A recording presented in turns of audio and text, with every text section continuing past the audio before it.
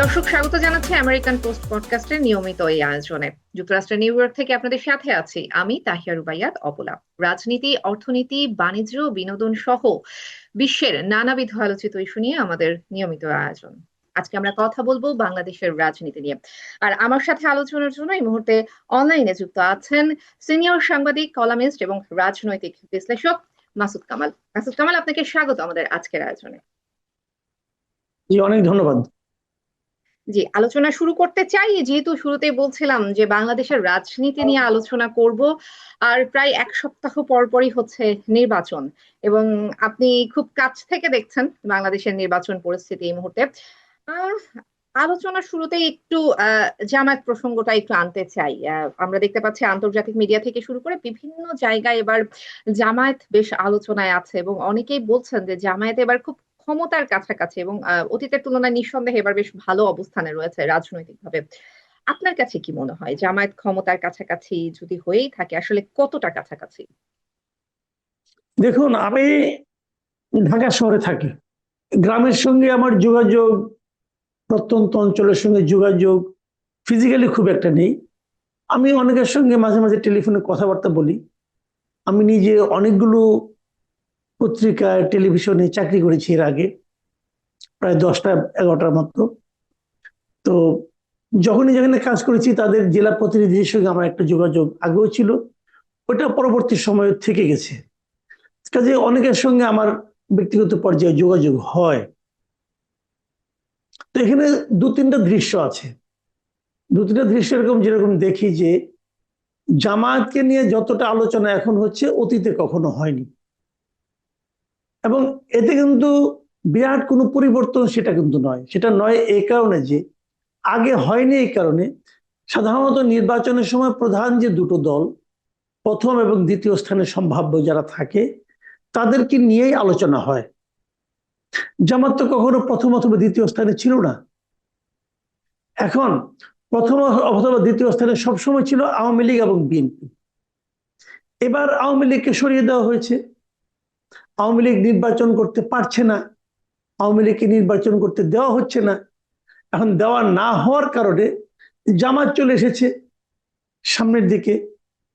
এখন এই সামনের দিকে আসতে যে তারা কি দ্বিতীয় স্থানে এসে থেমে গেছে, নাকি তারা প্রথম স্থানে যেতে চাইছে, এটা নিয়ে এই মুহূর্তে বিতর্ক। জামাত ভালো করছে। জামাত আগের যে কোনো সময়ের তুলনায় এই সময়ে ভালো অবস্থানে আছে। এর কিছু কারণও আছে, কারণ তারা এটা তাদের, আমি বলবো তাদের পলিসি, তাদের স্ট্র্যাটেজি, এই সমস্ত কারণেই তারা ভালো অবস্থায় চলে এসেছে। 2004 সালে যখন নাকি হাসিনা সরকারের পতন ঘটলো, তখন সারা দেশে আওয়ামী লীগের যে প্রত্যন্ত অঞ্চলে যারা আওয়ামী লীগের নেতা কর্মী ছিলেন, তাদের উপর এক ধরনের নিপীড়ন পরিচালিত হয়। তাদের ঘর বাড়ি ভাঙা হয়, কারো কারো বাড়িতে আগুন ধরিয়ে দেওয়া হয়, তাদের ব্যবসা প্রতিষ্ঠান বেদখল হয়ে যায়। এবং এখনো আমি অনেক আওয়ামী লীগের এরকম লোকজনকে চিনি যাদের ব্যবসা প্রতিষ্ঠান বেদখল হয়ে আছে অলরেডি। তারা নিজেদের ব্যবসা প্রতিষ্ঠানে ঢুকতে পারে না, এরকম অনেক লোককে আমি ব্যক্তিগতভাবে চিনি, জানি। তো সেভাবে বিচার করলে ওই সময় বিএনপি অথবা বিএনপির অঙ্গ সংগঠন অথবা বিএনপির নামধারী এরকম বহু লোকের কাছে কিন্তু আওয়ামী লীগেরা একভাবে নির্যাতিত হয়েছিল। সে সময় জামাতের ভূমিকা ছিল ওদের জন্য ইতিবাচক। জামাতের লোকজন অনেক সময় আওয়ামী লীগের লোকজনকে আশ্রয় দিয়েছে, তাদের প্রতি সহানুভূতি দেখিয়েছে, তাদেরকে হেল্প করেছে। ওই ধরনের এক ধরনের কৃতজ্ঞতা কিন্তু জামাতের প্রতি ওই লোকগুলোর আছে। এবং জামাত এই সময়টাতে এগুলি করেছে। জামাত কিন্তু নিজেদের গায়ে ওই ধরনের কোনো কালিমা করতে দেয়নি। চাঁদাবাজির বদনাম অথবা ছিনতাইকারী বদনাম অথবা জবরদখলকারী বদনাম অথবা গণ মামলা করার বদনাম জামাতের উপর খুব একটা নেই। দু একটা ব্যতিক্রম থাকতে পারে, কিন্তু নর্মালি নেই। এই জায়গাটায় কিন্তু জামাত অনেকটা অগ্রসর হয়ে আছে অলরেডি। কিন্তু ধরা যাক, আমি যদি ধরেও নেই তাদের ভোট আগের তুলনার দ্বিগুণ হয়ে গেছে, যদি আমি ধরে নিই দ্বিগুণ হয়ে গেছে, তবুও কিন্তু সেটা বিএনপির যে ভোট, সবসময় বিএনপি যে ভোটটা পায় সেটাকে স্পর্শ করতে পারবে না।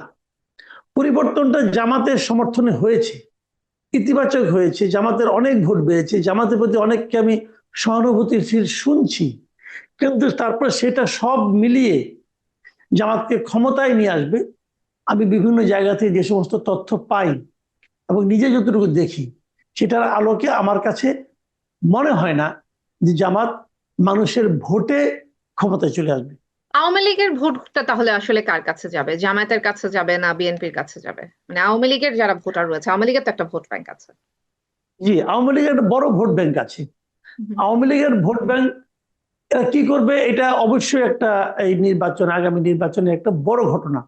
আমি নিজে সবসময় এটা বলেছি, আরো কয়েক জায়গায় বলেছি, আপনাকেও বলি যে আওয়ামী লীগের অনেক লোক আছে যারা নাকি জীবনে কখনো নৌকা মার্কা ছাড়া ভোট দেয় না। এরকম লোকের সংখ্যা বাংলাদেশে মিনিমাম 1 কোটি আছে, এটা আমি মনে করি পার্সোনালি। এটা আমার ধারণা থেকে আমি বললাম। এই 1 কোটি লোকের জন্য কিন্তু কোনো ব্যালট পেপারে কোনো মার্কা থাকবে না। তো তারা কি করবে? অথবা যারা নাকি মনে করেন আওয়ামী লীগকে সবসময় ভোট দেয় না, কখনো কখনো দেয়, একবার এটাকে দেয় একবার ওটাকে দেয়, এরকম কিছু ভোটার আছে।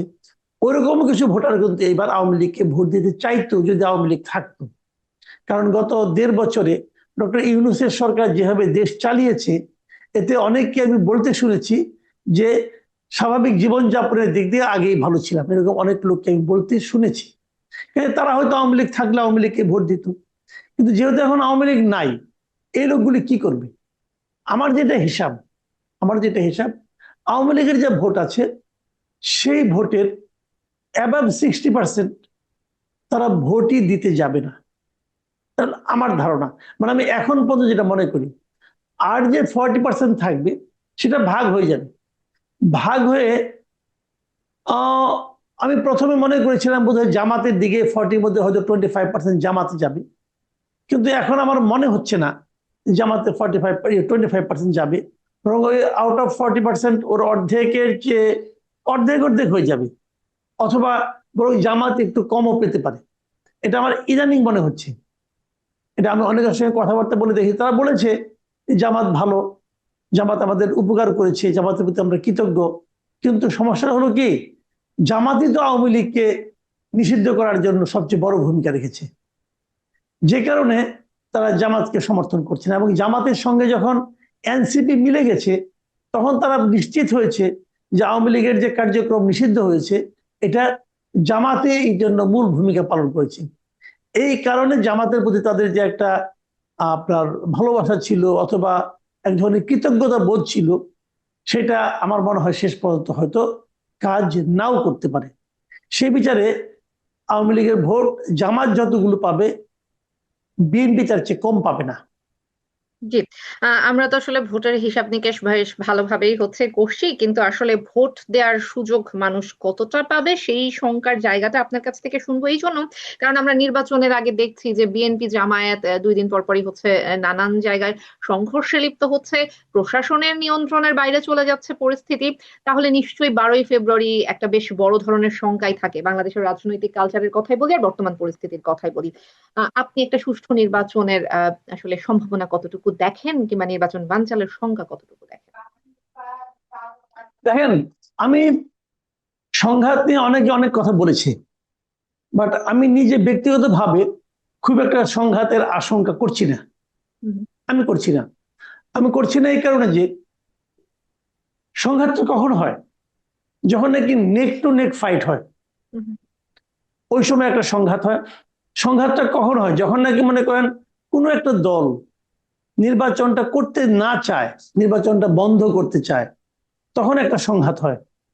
কিন্তু এখানে যে জিনিসটা হয়েছে, এই আসন্ন নির্বাচনটা বিএনপি এবং জামায়াত সহ আওয়ামী লীগ ছাড়া সকল রাজনৈতিক দলই কিন্তু নির্বাচনটা করতে চায়। তারা মনে করে নির্বাচনটা হয়ে গেলে ভালো হয়। আবার উল্টো দিকে আমি যদি আওয়ামী লীগের কথা বলি, আওয়ামী লীগও চায় যে নির্বাচনটা হয়ে যাক। এ পর্যন্ত আওয়ামী লীগের যারা নাকি বিদেশে পালিয়ে থাকা যে সমস্ত লিডাররা আছেন, যারা বাইরে থেকে সোশ্যাল মিডিয়ার মাধ্যমে নানা ধরনের বাণী দেন, তাদের কারোর মুখে এখন আমি শুনিনি যে তারা নির্বাচনটাকে প্রতিহত করতে চেয়েছেন। আমি কিন্তু এটা এখনো শুনিনি। তারাও চায় যে নির্বাচনটা হয়ে যাক। এখন তো আপনি বলবেন তারা কেন চায়? তারা চায় এই কারণে, তারা মনে করে ডক্টর ইউনূসের এই অনির্বাচিত সরকার থাকার চেয়ে যে কোনো একটা পলিটিক্যাল গভর্নমেন্ট আসাটা তাদের জন্য অধিকতর আরামদায়ক, এবং সেই জন্য তারাও চায় নির্বাচনটা হয়ে যাক। তাহলে বিএনপি চায়, জামাত চায়, আওয়ামী লীগ চায়, অন্য অন্য খুচরা দল তো চাই। সবাই যদি নির্বাচন চায় তাহলে নির্বাচনে মারামারি কে করবে? এখন বিএনপি এবং আওয়ামী লীগের মধ্যে মারামারি হতে পারে, হতে পারে কোথায়? যেখানে একদম নেক টু নেক ফাইট হবে সেখানে হতে পারে, কিন্তু সেরকম তো মানে খুব বেশি জায়গায় হচ্ছে বলে আমার কাছে মনে হয় না। ক্ষমতা দখলে একটা আর রাজনীতি তো থাকে, আমরা দেখলাম চেয়ারে বসা নিয়ে দ্বন্দ্ব করে একজন আরেকজনকে মানে আঘাত করা কিংবা মেরে ফেলার মতো ঘটনা ঘটলো। শুনেন, এ ধরনের ঘটনা বাংলাদেশের নতুন না, হুম। এর আগেও হয়েছে। এর আগে প্রত্যেকটা নির্বাচনে অনেক সহিংসতা হয়েছে। এমনকি আমরা যে 1991 নির্বাচনটাকে সবচেয়ে আদর্শ নির্বাচন মনে করি, তখনও সহিংসতা হয়েছে। নির্বাচন আসলে এ ধরনের সহিংসতা সবসময় হয়। এমনকি যখন আপনার 2024-এ আমি আর ডামির নির্বাচন হয়েছে নিজেরা নিজেরা, তখনও মারামারি হয়েছে। এটা হবেই, কিন্তু এটা প্রশাসন হবে, এত কিন্তু প্রশ্নবিদ্ধ তো অতীতে আসলে কোনো সময় এতটা প্রশ্নবিদ্ধ ছিল না। আমি বুঝিনি, আমি সাউন্ড খুব কম পাচ্ছি।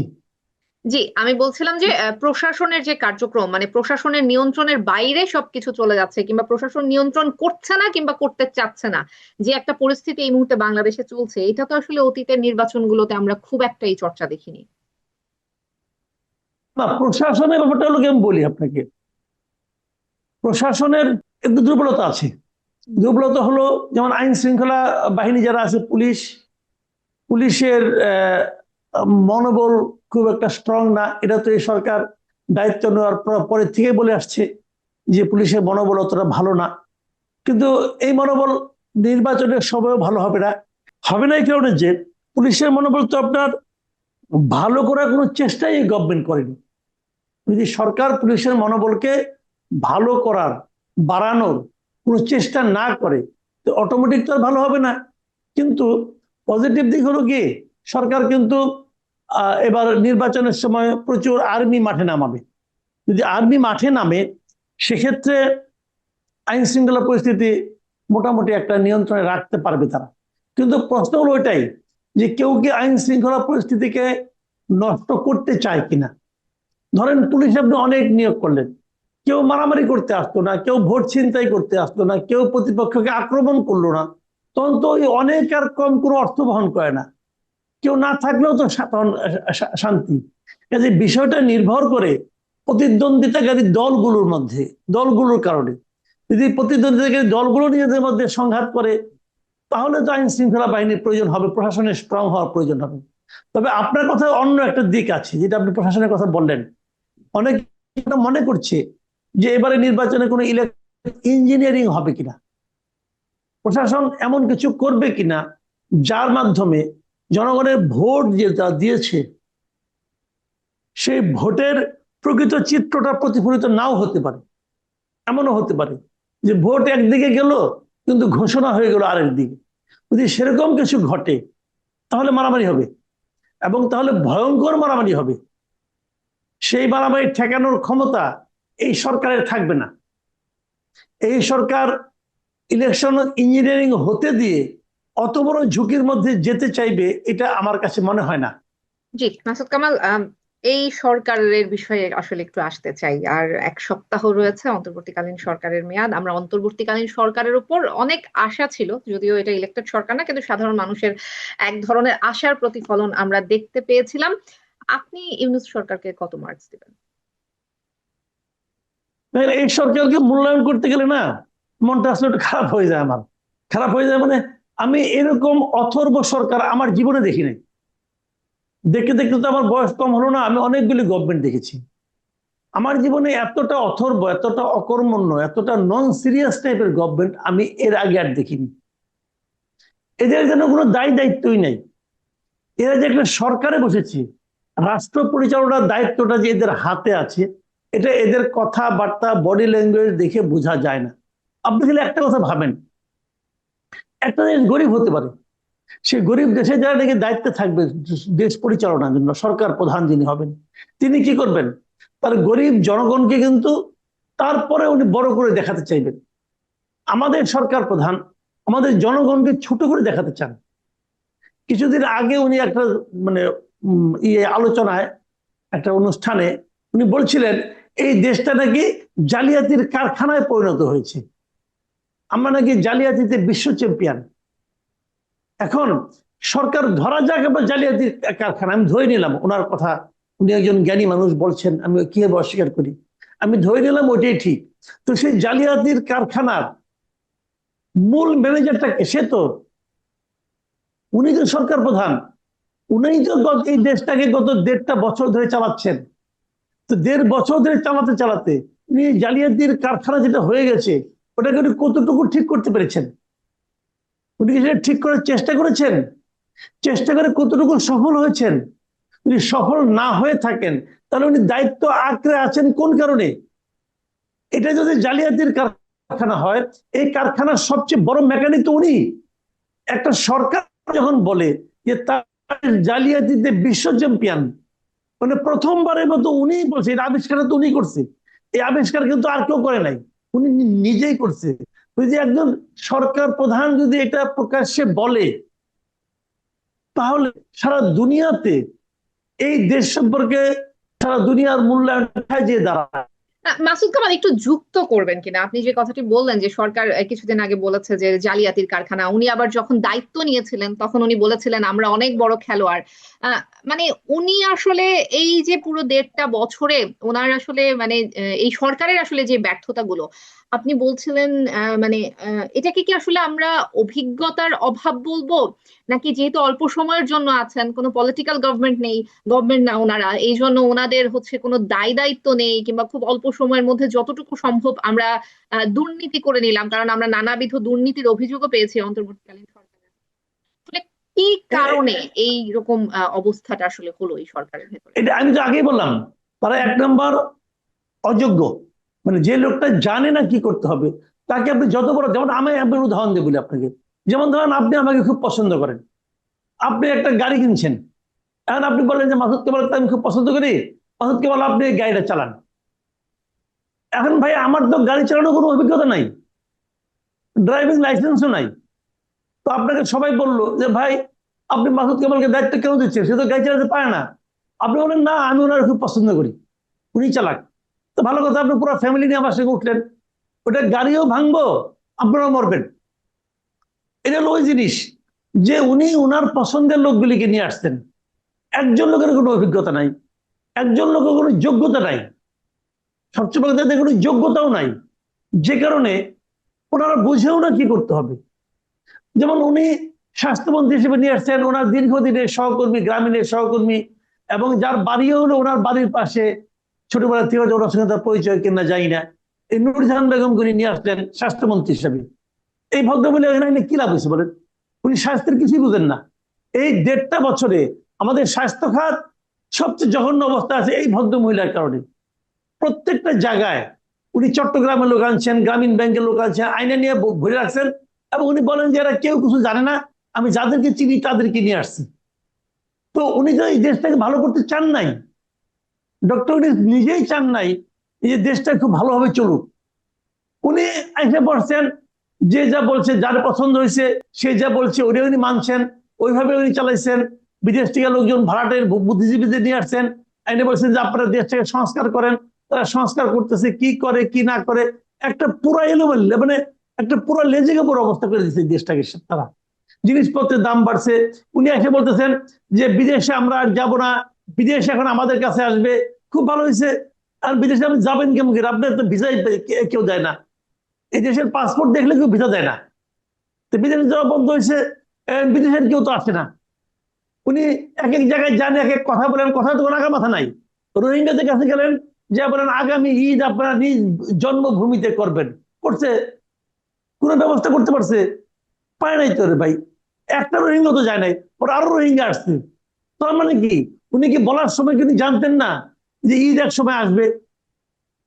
উনি তো বলছেন যে আগামী ঈদে আপনি যার যার বাড়িতে যে ঈদ করবেন, তো উনি তো বলার সময় জানতেন যে আগামীতে এক সময়, 1 বছর না যেতে একটা ঈদ আসবে। তখন আমি কি বলবো? উনি এখন যে কি বলবেন? ঈদ তো এসে পড়ছে, আর কদিন পরে ঈদ, তো উনি তখন কি বলবেন এখন? তো এই লোকগুলি না আসলে অযোগ্যতার চূড়ান্ত। উনি কাজের মধ্যে কাজ একটা করছেন, নিজে যতগুলি মামলা গদ্য বা সবগুলো উঠাই নিয়েছেন নির্বাহী আদেশে। ওনার উপরে যে সমস্ত আপনার ওনার ওই যে 666 কোটি টাকা ওনার ট্যাক্স দেওয়ার কথা ছিল, ওই ট্যাক্সের মামলাটা উঠাই নিছেন। উনি ওনার গ্রামীণ ব্যাংকে 2029 সাল পর্যন্ত ট্যাক্স মকুব করে দিচ্ছেন। ওনার গ্রামীণ ব্যাংকের নামে একটা ইউনিভার্সিটি লাইসেন্স দিচ্ছেন। ওনার গ্রামীণের নামে একটা ম্যান পাওয়ারের লাইসেন্স দিচ্ছেন। উনি মূলত ওনার কাজগুলি করছেন, আর কিছু উনি করছেন বলে আমার কাছে ভাই মনে হয় না। কারণ উনি যদি তালিকা দিতে পারেন দেখবো, কিন্তু আমি তো খুঁজে পাই না। এর মধ্যে মনে করেন গার্মেন্টস ফ্যাক্টরিগুলি বন্ধ হয়েছে, উনি বলছেন দেশের কেউ বেকার থাকবে না, এর মধ্যে 15 লক্ষ বেকার বাড়ছে ভাই। এর মধ্যে সব মানে প্রায় 300 গার্মেন্টস ফ্যাক্টরি দেখলাম যে বন্ধ হয়ে গেছে আজকের থেকে। উনি করতেছেন কাজ। তাহলে তো আপনি ওনাকে মানে অযোগ্য বলতে পারেন না, কারণ উনি তো আসলে ক্ষমতাকে কিভাবে ব্যবহার করে হচ্ছে যে কোন কোন জিনিসগুলো ইমপ্লিমেন্টেশন করতে হয় সেটার ব্যবহার তো উনি আমাদের না দেখিয়ে না, আমি ওনাকে অযোগ্য বলতে পারবো না। কেন? আমি তো এতক্ষণ ধরে ওনার অযোগ্যতার প্রমাণই দিলাম। উনি, আপনি বলবেন যে উনি তো অনেক কাজ করছেন, উনার জন্য করেছেন। ভাই অযোগ্য কি হিসেবে? উনি অযোগ্য রাষ্ট্রনায়ক, সরকার পরিচালনার ক্ষেত্রে উনি অযোগ্য। জনাব মাসুদ কামাল, আপনি জামায়াতের আমি নারী ইস্যুতে যেই পথে হাঁটছে বাংলাদেশের রাজনীতিতে, এটাকে সাধারণ মানুষ আসলে কিভাবে নিবে, কিংবা আপনি আসলে এটাকে কিভাবে দেখছেন? দেখেন, জামাতের নারী রাজনীতি নিয়ে তাদের যে বক্তব্য, এই বক্তব্য নিয়ে রিসেন্ট একটা বিতর্ক তৈরি হয়েছে আজকালকার মধ্যে। সেটা হলো যে উনি কর্মজীবী নারীদেরকে আপনার প্রস্টিটিউটের সঙ্গে তুলনা করেছেন কি করেন নাই। উনি নিজে বলেছেন যে উনি সেটা করেন নাই, এবং ওনার বক্তব্য হলো যেটা যে উনি আসলে ওনার এক্স হ্যান্ডেল যেটা সেটা নাকি হ্যাক হয়ে গিয়েছিল, ওই সময় কেউ ওনাকে ডিফেম করার জন্য এটা করেছে। এই ধরনের নানা ধরনের ব্যাখ্যা উনি দিয়েছেন। যেহেতু উনি ব্যাখ্যা দিয়েছেন, এটা নিয়ে আমি আর কোনো কথা বলতে চাই না। কিন্তু তার পাশাপাশি আরেকটা কথা হলো কি, এই জামাতের যে নারীদের ব্যাপারে জামাতের যে মনোভাব, এই মনোভাব তো, ওনারা তো ইসলামী রাজনীতি করেন, একটা কথা মাথায় রাখতে হবে। ওনারা তো ইসলামী রাজনীতি করেন, তাই না? এখন ইসলাম ধর্ম ভিত্তিক যে রাজনীতি, সেখানে যা যা আছে ওনারা তাই তাই করছেন। এখন এটার বিভিন্ন রকম ব্যাখ্যা হতে পারে। আমরা ইসলামী রাজনীতির বিকাশ কোন কোন দেশে দেখেছি? আফগানিস্তানে দেখেছি, ইরানে দেখেছি, টার্কিতে আমরা কিছু কিছু দেখছি। এখন আফগানিস্তান, ইরান আর টার্কি, এদের মধ্যে কিন্তু সরকার পরিচালনা, নারীদের অবস্থান, সরকারের মধ্যে নারীদের অবস্থান, অথবা নারীদের বিষয়ে সরকারের যে অবস্থান, তিনটা কিন্তু তিন ধরনের। এখন ইনারা কোনটার মতো, নাকি তারা সৌদি আরবের মতো? সৌদি আরবে এতদিন একরকম ছিল, এখন ইদানিং দেখি সৌদি আরবে চেঞ্জ হয়ে যাচ্ছে অনেক কিছু। তো এখন ওনারা কার মতো এটা তো আমি জানি না। এখন কোনটি ইসলামটা ঠিক? আফগানিস্তান ঠিক, নাকি ইরান ঠিক, নাকি সৌদি আরব ঠিক, নাকি টার্কি ঠিক? আমি তো জানি না রে ভাই। এখন আমি যদি বলি যে না এটা ঠিক, তাহলে তো আমি তো অথরিটি না। তোরা আমাকে বলবে তুমি কেমনে বলো, তোমার তো দাঁড়িয়েও নাই, তুমি তো বলো তোমার কোনো অথরিটি নাই, তখন তো আমি তখন বেকায়দা পড়ে যাবো। কাজেই আমার কথা হলো কি, তারা ইসলামের উপর ভিত্তি করে রাজনীতি করেন, ইসলামী শাসন কায়েম করতে চান, শরিয়া আইনও তারা কায়েম করবেন। যদিও মুখে এখন বলেন যে এবার করবেন না, পরে আস্তে আস্তে করবেন, অনেক কথা ওনারা বলেন। কিন্তু এই যেটাই উনি করুন না কেন, সব জায়গাতেই নারীকে কিন্তু পুরুষের সমান অধিকার ভাই দেওয়া হয় নাই। এটা বলে লাভ নাই। ইসলামে পুরুষের মতোই চলাফেরা করার, জীবনযাপন করার, কথা বলার, প্রকাশ্যে আসার, সবগুলি যদি আমি বিবেচনা করি, সমান অধিকার দেওয়া হয় নাই। পুরুষরা ইচ্ছা করলে 4টা বিয়ে করতে পারবে ইসলাম অনুযায়ী, মেয়েরা 4টা স্বামী বিয়ে করতে পারবে ইসলাম অনুযায়ী। এটা তো ইসলাম স্বীকার করবে না। অন্য কোথাও স্বীকার করবে কিনা আমি ওই বিতর্কে কিন্তু যাচ্ছি না, ইসলাম তো স্বীকার করবে না রে ভাই। কাজে ইসলামে তো যত কিছুই বলেন আপনি, দুটো সমান দেয় নাই। এখন যদি ইসলাম না দিয়ে থাকে, যারা ইসলাম ধর্মকে ভিত্তি করে রাজনীতি করে, তারা কি করে দিবে? তারা তো ইসলামের বাইরে যেতে পারবে না। এই দলগুলো যা কিছু বলবে আপনার শুনতে খারাপ লাগবে, আমার শুনতে খারাপ লাগবে, তাতে কিছু যায় আসে না। তারা তো ওই রাজনীতিটাই করে, এবং ওই রাজনীতির তো তারা সুফলও পাচ্ছে। তা নাহলে দেখেন, এর মধ্যে বাংলাদেশে 5টা ইউনিভার্সিটিতে ছাত্র সংসদের নির্বাচন হয়েছে। এই 5টা ইউনিভার্সিটির প্রত্যেকটা মেয়েদের হলে ছাত্র শিবির বিজয়ী হয়েছে। হয়েছে তো, কেমন হইল? মেয়েরা তো ভোট দিয়েই করছে। তো মেয়েরা কি বুঝে না? যে নারীর অধিকার চলে যাচ্ছে বলে আমি আপনি হাহাকার করতেছি, সেই নারী কি বুঝে না তার অধিকার চলে যাচ্ছে? যদি সে না বুঝে আমি আপনি কি করতে পারবো? একটা লোক ধরেন সিগারেট খায়, ধরা ধরেন একজন লোক সিগারেট খায়, ধরেন আপনার ছোট ভাই সিগারেট খায়, আপনি আপনার ছোট ভাইকে বুঝালেন যে ভাই তুমি এই সিগারেটটা খাইও না, এটা তো খাইলে তোমার অসুখ হবে, নিকোটিন তোমার এই ক্ষতি করবে ওই ক্ষতি করবে, সব আপনি বললেন, সমস্ত কিছু বুঝাইলেন। বুঝানোর পর সে বললো কি দেখো আমার বয়স তো 18+, আমার সিদ্ধান্ত আমি নিতে পারি, আমি এটা সিগারেট টান দিয়ে আরাম পাই, তুমি কি করবা? আপনার কিচ্ছু বলার নাই রে ভাই। যে আপনি ডেমোক্রেটিক কান্ট্রিতে থাকেন, আপনি কিচ্ছু করেন নাই।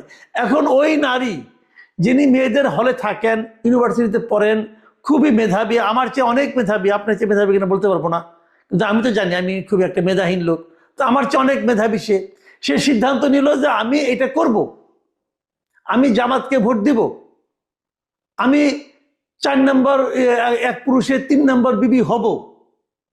যদি সে সিদ্ধান্ত নেয়, আমি আপনাকে এটা নিয়ে দুঃখ করার? হয়তো সে আমাকে নিয়ে দুঃখ করে, দেখো এই লোকটা কত অনইসলামিক জীবনযাপন করতেছে, আপনাকে নিয়ে দুঃখ করে। এখন কোনটা ঠিক কোনটা বেঠিক এটা তো যার যার ব্যক্তি স্বাধীনতার উপর নির্ভর করে। কাজেই বাংলাদেশে তো ধর্মভিত্তিক রাজনীতি নিষিদ্ধ না, যদি নিষিদ্ধ না হয় তা আমি তো বলতে পারবো না, আমি হয়তো ওই দলটাকে সমর্থন করব না, আমি হয়তো এই নিয়মটাকে সমর্থন করব না, কিন্তু এই নিয়মটা সমর্থন করা যাবে না এটা বলতে পারবো? পারবো না তোর ভাই। জি, নিশ্চয়ই আমরা স্পষ্ট হয়েছি। আওয়ামী লীগের ফিরে আসার কোনো সম্ভাবনা দেখেন কিনা? আপনার কাছে কি মনে হয়? আমি দেখি, আপনি তো আর যেহেতু আপনি কোনো টাইম লাইন বলেন নাই যে কবের মধ্যে ফিরে ফিরে আসতে পারবে, এটা বলেন নাই যেহেতু, কাজেই সুদূর ভবিষ্যতে আওয়ামী লীগে ফিরে আসার সম্ভাবনা আমি দেখি। অদূর ভবিষ্যতে দেখছেন না? অদূর মানে কত অদূর? যদি বলেন 1 সপ্তাহ তাহলে দেখছি না, যদি বলেন যে এই নির্বাচন তাও দেখছি না, নির্বাচনের পরে আবার একটু একটু দেখছি। এটা ডিপেন্ড করবে টাইম লাইনের উপর। বিষয়টাকে আমি বলি আপনাকে, ধরা যাক আমি কথার কথা বলি, এখন বিএনপি এবং জামাত ইসলাম ইলেকশন করতেছে, তো দুইজনই তো আর জিতবে না, যে কোনো এক দল ক্ষমতায় যাবে। আরেক দল কি ভাববে? যদি আরেক দল মনে করে যে তাদেরই জেতার কথা ছিল কিন্তু তারা হেরে গেছে, তখন তারা কি করবে? নতুন দল ক্ষমতা আসার পর থেকে, নতুন সরকার আসার পর থেকে তারা কিন্তু নানা ধরনের আন্দোলন করবে। তাদের আন্দোলনের মূল লক্ষ্য কি হবে? সরকারকে নামিয়ে দেওয়া অথবা সরকারকে বিপর্যস্ত করে তোলা। আমাদের এখানে এই প্র্যাকটিসটাই চলে, এই কালচারটাই আমাদের এখানে চলে। তখন কিন্তু সরকারকে নামিয়ে দেওয়ার জন্য, যেহেতু সরকার তখন পাওয়ারফুল হয়ে যাবে, সরকারের কাছে সমস্ত ইনস্ট্রুমেন্ট থাকবে, সরকারের কাছে পুলিশ থাকবে, আর্মি থাকবে, সব থাকবে, তো সেই সরকারকে নামানো তো কঠিন। সে নামানোর জন্য উনি কিন্তু নানা ধরনের হেল্প খুঁজবে। তখন সেই হেল্প হিসাবে তারা আওয়ামী লীগকে পেয়ে যাবে রেডিমেড অবস্থায়। তখন তারা আওয়ামী লীগকে আমন্ত্রণ করবে, ভাই তুমি আসো, আমি আর তুমি মিলে ওকে নামাই। এটা বাংলাদেশে হয়, এটা হবে, এবং তখন আওয়ামী লীগ চলে আসবে। প্রশ্ন হচ্ছে যে আওয়ামী লীগের যে নটোরিয়াস লিডারশিপ, যে লিডারশিপের কারণে আওয়ামী লীগের এই দুরবস্থা হলো, সেই লিডারশিপ ফিরবে কিনা, এটা নিয়ে আপনি প্রশ্ন করতে পারেন। আমার বিবেচনায় শেখ হাসিনা ফিরবেন না, আমার বিবেচনায় শেখ হাসিনা বাংলাদেশে আর ফিরতে পারবেন না আওয়ামী লীগের নেতৃত্ব নিয়ে। কারণ এটা নিয়ে অনেকে মন খারাপ করতে পারেন, আমারও প্রক্ষিপ্ত হতে পারেন, হয়ে যান ভাই, কোনো সমস্যা নাই, কিন্তু হবে না এই কারণে যে ওনার বয়স হয়েছে। ওনার যে বয়স হয়েছে, এই বয়সে এসে এরকম বিধ্বস্ত একটা দলকে আবার টেনে তোলা এটা কঠিন। এবং উনি যে আসতে পারবেন না এটা আমি বলেছি, আমি আরো আগেই বলেছি, কিন্তু কদিন আগে ওনার একমাত্র পুত্র সজীব ওয়াজেদ জয় আল জাজিরার কাছে উনিও বলেছেন যে শেখ হাসিনার উনি বাংলাদেশে ফিরে রাজনীতি করার কোনো সম্ভাবনা দেখেন না। উনি স্পষ্ট করে বলেছেন। তো পুত্র বললে চলবে, আমি বলে রাগ করবেন, এটা তো হয় না। এটা ঘটনা সত্য, উনি আসতে পারবেন না। এখন উনি না আসলে পরে যারা ওনার খুব অনুগত ছিলেন, ওনার ছত্র ছায়া থেকে নানা রকম দুর্নীতি করেছেন, যে সমস্ত মন্ত্রীরা এখন বিদেশে বেশ রাজার হালে আছেন, তারা চলে আসবেন, আমি এটাও মনে করি না। আমি মনে করি আওয়ামী লীগ নতুনভাবে আবার গড়ে উঠবে, ঘুরে দাঁড়াবে, এটা বাংলাদেশের মাটিতেই হবে। কারণ বাংলাদেশে আওয়ামী লীগের প্রচুর প্রচুর সংখ্যক সমর্থক কর্মী এখনো এই দেশে আছে, যারা নাকি বিগত সরকার আমলে তেমন কোনো দুর্নীতির সঙ্গে জড়িত নয়। তাদের নেতৃত্বে আওয়ামী লীগ আবার এখানে গড়ে উঠবে। কামাল, আমরা একদম শেষ পর্যায়ে চলে এসেছি। এবার বিএনপি কে মানে একটু ব্যতিক্রম ভাবে আমরা দেখছি তারেক রহমান নির্বাচনী প্রচারণা করছেন। বিএনপির এই মানে ব্যতিক্রম নির্বাচনী প্রচারণার কৌশলকে আপনি কিভাবে দেখছেন? এটি আসলে কতটা কাজে আসবে বিএনপির জন্য আপনার কাছে কি মনে হয়? আচ্ছা, এটা এটা কিন্তু আমি মনে করি অনেক ইতিবাচক প্রভাব ফেলেছে, এটা আমি মনে করি। উনি ট্র্যাডিশনাল লিডারদের মতো আচরণ করছেন না, এবং উনি ওনার মতো করে একটা ভিন্ন স্টাইলে উনি বিভিন্ন জনসমাবেশে যাচ্ছেন, কথা বলছেন মানুষের সঙ্গে। আমার জন্য মনে হচ্ছে ওনার এই পদ্ধতিটা অনেক বেশি কমিউনিকেটিভ আমার কাছে মনে হয়েছে। মানুষ এতে আমি মনে হয় যে আগে কি হতো, আগে দূরের থেকে একজন লোক বাণী দিয়ে চলে যেতেন, এখন উনি যেন কথা বলছেন, মানুষের সঙ্গে আলাপ করছেন। এটা টোটালি আমাদের দেশে যে প্রচলিত পলিটিক্স তার সঙ্গে মেলে না। বাট ইন্টারেস্টিং হলো এই যে পরিবর্তনটা, এই যে টাইপটা, এটা আমাদের দেশের সাধারণ মানুষ গ্রহণ করেছে বলে আমার ধারণা। এটা একটা পজিটিভ দিক আছে। উনি মিটিংয়ে উঠে আগে যেমন দেখতাম লিডাররা প্রতিপক্ষের চামড়া তুলে নেব আমরা, এই ধরনের কথা বলতেন, উনি সেগুলিও বলছেন না। এবং আমার ধারণা এটাও আমাদের দর্শক শ্রোতারা পছন্দ করছেন, এটা আমার ধারণা। একটা নতুন রাজনীতি উনি এখন পর্যন্ত দেওয়ার চেষ্টা চালিয়ে যাচ্ছেন। আমি নিজে ব্যক্তিগতভাবে এটাকে প্রশংসা করি, এবং আমার মনে হয় যে ওনার সঙ্গে সবচেয়ে ওনার যেটা বড় সমস্যাটা হবে, উনি একাই তো বিএনপি না, বিএনপিতে অনেক বড় বড় নেতা আছে, পুরনো নেতা আছে, ওনার যে সিনিয়র বয়সী সিনিয়র নেতা আছে, তারাও তো বিএনপি, তারাও বিএনপিকে প্রতিনিধিত্ব করেন। তারা এই বয়সে এসে তারেক রহমানের এই গ্রৌতি মানে আপনার জনপ্রিয় যে পদ্ধতিটা, যে সিস্টেমে উনি জনগণের সঙ্গে কমিউনিকেট করছেন, এই ধারণাটা অথবা এই বৈশিষ্ট্যটা ওনারা আয়ত্ত করতে পারছেন কিনা, পারবেন কিনা, এটা নিয়ে আমার মধ্যে একটু দ্বিধা আছে। কিন্তু আমার মনে হয় যে যদি তারেক রহমান আগামীতে ক্ষমতায় আসেন, ওনার দল যদি ক্ষমতায় আসে, আমার ধারণা বিএনপি একটা নতুন বিএনপিকে হয়তো দেশে জনগণ দেখবে বলে আমার ধারণা। শেষ পর্যায়ে চলে এসেছে, একদম শেষ যেই প্রশ্নটা আপনাকে করতে চাই, যেহেতু আপনি একজন গণমাধ্যম কর্মী, দীর্ঘদিন গণমাধ্যমে কাজ করেছেন, আমিও একজন গণমাধ্যম কর্মী, সেটা হচ্ছে গণমাধ্যমগুলোর যেই অবস্থান আমরা এখন দেখতে পাচ্ছি। আমরা আওয়ামী লীগ সরকারের সময় দেখেছি যে আওয়ামী লীগ সরকার, যদি আমরা বলি যে শেখ হাসিনা হয়তো একটু নিয়ন্ত্রণ করার চেষ্টা করতো, গণমাধ্যমগুলো হয়তো আরো 2 ডিগ্রি ওপরে চলে যেত।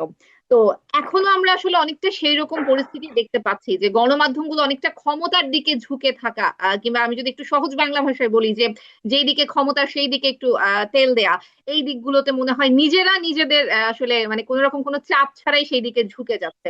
গণমাধ্যমের এই দৈন্য দশাকে আসলে কিভাবে ব্যাখ্যা করবেন গণমাধ্যম কর্মী হিসেবে? আমরা বলেছি শেখ হাসিনার আমলে গণমাধ্যমগুলোকে নিয়ন্ত্রণ করতেন, কিন্তু কখনো কি আপনি প্রশ্ন করেছেন কিভাবে নিয়ন্ত্রণ করতেন? সরকার গণমাধ্যমকে কিভাবে নিয়ন্ত্রণ করে, কিভাবে? কেউ কিছু বলল, তার যে টুটি চেপে ধরে, কি করে? তারা 2-3টা কাজ করে আমি বলি। আমাদের দেশের গণমাধ্যমগুলো সরকার নিয়ন্ত্রণ করার প্রথম পদ্ধতি হলো বিজ্ঞাপন। আমাদের দেশের পত্রপত্রিকাগুলোর একটা বড় বিজ্ঞাপন দাতা হচ্ছে সরকার নিজে। সরকার প্রত্যেকটা পত্রিকায় বিজ্ঞাপন দেয়। এখন যে গণমাধ্যমের কর্মকাণ্ড আচরণ সরকারের পছন্দ না হয়, সে ওই পত্রিকায় বিজ্ঞাপন দেওয়া বন্ধ করে দেয়। কাজেই বিজ্ঞাপনটা, সরকারি বিজ্ঞাপনটা পাওয়ার জন্য সব পত্রিকার মধ্যে একটা প্রতিযোগিতা লক্ষ্য করা যায় যে সরকারকে কত তেল দেওয়া যায়। এটা হলো গণমাধ্যম নিয়ন্ত্রণের একটা পদ্ধতি। দ্বিতীয় আরেকটা পদ্ধতি হলো, আমাদের এখানে যত মিডিয়ার মালিক আছে, এটা পত্রিকা হোক, টেলিভিশন হোক, রেডিও হোক, যা কিছু আছে মিডিয়া, সমস্ত মিডিয়ার মালিকই এইটাই তার একমাত্র ব্যবসা নয়, তার আরো অনেক ব্যবসা আছে। কেউ গার্মেন্টস মালিক, কেউ মাটির ব্যবসায়ী, মাটি ব্যবসা মানে আপনার এই যে হাউজিং ব্যবসা করে, কেউ হয়তো আপনার অন্য কোনো ইন্ডাস্ট্রি আছে, কেউ ওষুধের কোম্পানি আছে, অনেকের অনেক রকম কোম্পানি আছে। এবং এই সবগুলি কোম্পানি হরে ধরে নানাভাবে এমনভাবে কাজকর্ম তারা করে যে তারা কোনো না কোনোভাবে সরকারের উপর নির্ভরশীল, অথবা সরকারকে তারা ভয় পায়। সরকার চাইলে তার ব্যবসার ক্ষতি করতে পারে, ঠিক আছে? তো যখন তাহলে সরকার তাদেরকে ওই তার অন্য ব্যবসাগুলিকে প্রভাব বিস্তার করে থামাইতে পারে। এই জন্য ওই পত্রিকার মালিকেরা সবসময় সতর্ক থাকে যেন তার পত্রিকার কারণে সরকার বিব্রত না হয়। পত্রিকা যদি স্বাবলম্বী হতো তাহলে পত্রিকা এতটা কিন্তু সরকারকে দেখে ভয় পেত না। কিন্তু যেহেতু পত্রিকাগুলি স্বাবলম্বী না, অথবা পত্রিকাগুলো অন্য ব্যবসায়ী, তার ব্যবসায়িক আছে, ইন্টারেস্ট আছে, সেক্ষেত্রে মালিক সবসময় সতর্ক থাকে যে তার পত্রিকা যেন সরকারকে বিব্রত না করে। যদি কোনো রিপোর্টার বেয়ারার মতো কোনো সাংবাদিক বেয়ারা কোনো লেখা লিখে বলায়, তাকে চাকরিচ্যুত করে। আর এই চাকরিচ্যুত হলে পরে বাংলাদেশের জব অপরচুনিটি এত বেশি না যে আমি এক জায়গাতে চাকরি গেলে সঙ্গে সঙ্গে আমি একটা চাকরি পাবো। সে বেকার হয়ে যায়, সবারই সংসার চালাতে হয়। এভাবেই সরকার মিডিয়াগুলিকে নিয়ন্ত্রণ করে। আগের সময়ও করতো, এই সময়ও তাই করে, তাই করছে। যে কারণে পত্রিকাগুলোর মধ্যে এক ধরনের প্রতিযোগিতা আমরা লক্ষ্য করি যে সরকারকে কত তোষণ করা যায়। এই প্রতিযোগিতা এখন চলছে, আমার ধারণা আগামী দিনেও চলতে থাকবে। আগামী যে সরকার আসবে তার সময় একই কাজ করবে, যদি সরকারি বিজ্ঞাপনটা যদি সরকার একটা উইপেন হিসেবে ব্যবহার না করে। মাসুদ কামাল, আমরা একদম শেষ পর্যায়ে চলে এসেছি। আপনাকে অসংখ্য ধন্যবাদ এবং কৃতজ্ঞতা, আপনি আমেরিকান পোস্টকে আজকে সময় দিয়েছেন। ধন্যবাদ আপনাকে। দর্শক, ধন্যবাদ জানাবো আপনাদেরকেও। আমেরিকান পডকাস্টের এই ছিল আজকের আয়োজন। আমেরিকান পোস্টের সঙ্গেই থাকুন সবসময়।